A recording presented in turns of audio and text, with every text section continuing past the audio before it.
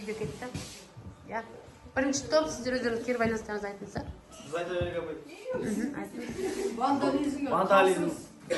Вандализм істемеу керек. Мәдениет табу керек. Өте жақсы.